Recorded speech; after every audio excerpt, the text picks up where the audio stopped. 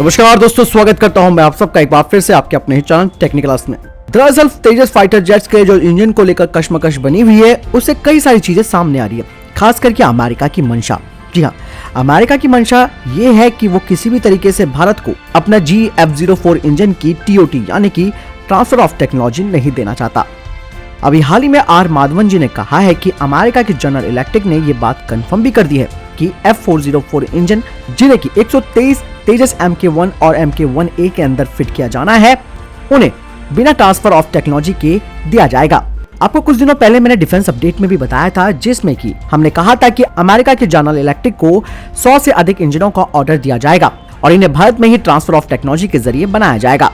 लेकिन अब ऐसा नहीं होता दिख रहा है। आपको बता दें कि अमेरिका की इंजन निर्माता कंपनी जनरल इलेक्ट्रिक नहीं चाहती कि वो ट्रांसफर ऑफ टेक्नोलॉजी भारत को दे और यहाँ पर लोकल असेंबली स्थापित की जाए, जिससे कि इंडिया में ही ये इंजन बनाया जा सके, जैसा कि हम सुखोई 30 MKI के मामले में देखते हैं, जहां रूस के इंजन लाइसेंस के तहत भारत में बनाए जाते हैं।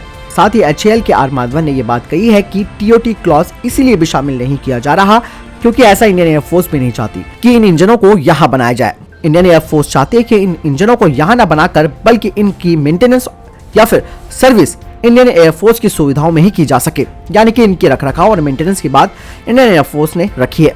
इससे पहले HAL ने कहा था कि ट्रांसफर ऑफ टेक्नोलॉजी के माध्यम से F404 इंजन को लोकल ही भारत में बनाया जाना चाहिए। ये बात उन्होंने उस समय कही थी जब 83 LCA तेजस की बात चल रही थी, लेकिन इंडियन एयरफोर्स ने इसे लेकर अपनी कोई इच्छा व्यक्त नहीं की। इंडियन एयरफोर्स अगर चाहती तो इससे यानी कि लोकल रूप से जो इंजन भारत में बनाया जाता लाइसेंस के तहत, उससे इस कॉन्ट्रैक्ट प्राइस की जो कीमत थी वो कम हो जाती, क्योंकि इंजन को लोकली बनाने से इसकी काफी लागत बच जाती है। लेकिन जब जनरल इलेक्ट्रिक ही भारत को TOT नहीं दे रहा है तो इसका क्या फायदा। इसलिए इंडियन एयरफोर्स की अपनी राय भी ठीक है, लेकिन अब DRDO अपने कॉम्प्लेक्स इंजन को सेट कर रही है, जिससे कि देश के अंदर ही जेट इंजन विकसित किया जाएगा HAL के साथ पार्टनरशिप करके। और DRDO भी नहीं चाहता कि हमें GE के ट्रांसफर ऑफ टेक्नोलॉजी मिले।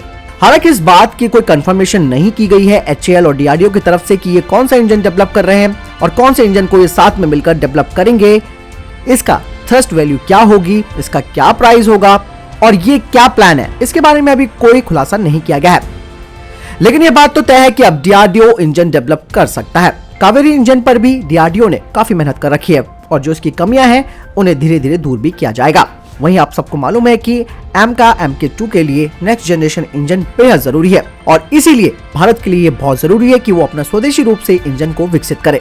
और ऐसा ही कुछ हो भी रहा है, इसीलिए भारत किसी भी कंपनी के साथ डील नहीं कर रहा है, क्योंकि इससे हमें इंजन तो वही मिलेगा जो ऑलरेडी यूज हो रहा है। और जल्द ही DRDO कॉम्प्लेक्स इंजन पर काम कर रहा है और धीरे धीरे हमें पता चल जाएगा कि आखिर कौन सा इंजन बनाया जा रहा है भारत के अंदर। तो दोस्तों, आप सारा माजरा समझ चुके हैं कि अब भारत के लिए कितना जरूरी है स्वदेशी रूप से इंजन को विकसित करना। और ऐसे में भारत का अब ये फोकस हो चुका है कि उन्हें अपना खुद का इंजन डेवलप करना है, जिस पर काम शुरू हो चुका है और जल्दी इस बात का खुलासा भी हो जाएगा। बहरहाल इस वीडियो के लिए इतना ही। आपको क्या लगता है वीडियो के बारे में आप मुझे जरूर कमेंट सेक्शन में लिखकर बताएं। जय हिंद, जय भारत।